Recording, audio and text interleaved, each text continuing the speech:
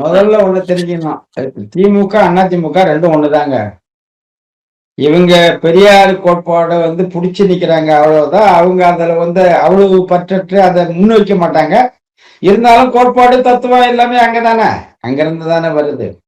இவங்களுக்கு அடிப்படை கோட்பாடு பொருளாதாரம் ஈட்டுவது, அவ்வளவுதான்.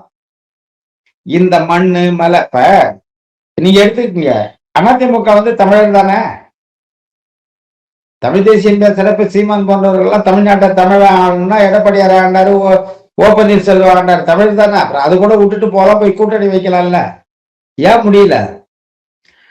தமிழரே இருந்தாலும் அவர் தமிழ்நாட்டுக்கானவர் அல்ல. தமிழ்நாட்டு இயற்கை வளங்கள் மீதோ மக்கள் மீதோ வளர்ச்சி மீதோ உண்மையான வளர்ச்சி மீதோ அக்கறை கொண்டவர்கள் அல்ல. அவங்க எல்லாம் அந்த பள்ளிக்கூடத்துல அந்த குட்டையில ஓர்ன மட்டும் தான்.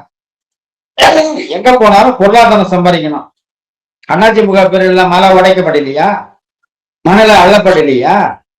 டிஎன்பிசி தேர்வுல வடநாட்டுக்காரன் தமிழ்நாட்டு மட்டும்தான் எழுதலான்னு, தமிழ்நாட்டுக்கு வெளியால இருந்து எழுதலான்னு கொண்டு வந்தது யாரு? ஓபிஎஸ் காலத்துல தானே சட்டம் தளர்த்திருந்து. இப்ப அவங்க மட்டும் அவங்க காலத்துல சாராய கடை நடத்தலையா? இது இந்த இனத்துக்கு கேடானது, எதிர்கால பிள்ளைங்களுடைய வாழ்வு அழிக்கன்னு தூக்கிட்டாங்களா? அது அல்ல. இவங்க எல்லாமே ஒரு கொள்ளை கூட்டத்துக்கு தலைமைன்னு தான் சொல்லணும். அரசியல் கட்சி பணம் சம்பாதிக்கணும்.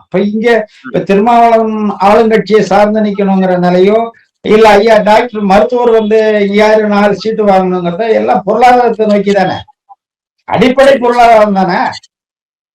அப்ப இதுல இவங்களெல்லாம் பிரிச்சு விட்டது திமுகன்னு கேள்வி கேட்டீங்கல்ல. இதுல ரெண்டும் இருக்கு. திமுகவுடைய பங்கு இருக்கு, இவங்களுடைய அந்த பொருளாதார ஈட்டலுடைய போட்டி மனப்பான்மையும் இருக்கு. நான் பெரியவனா நீ பெரியவனா? இப்ப நீ பெரியவனா நீ கனமா சம்பாதிப்ப, நான் பெரியவனா நான் கனமா சம்பாதிக்கலாம். அப்ப யாரு அந்த இடத்த தக்க வச்சுக்கிறது?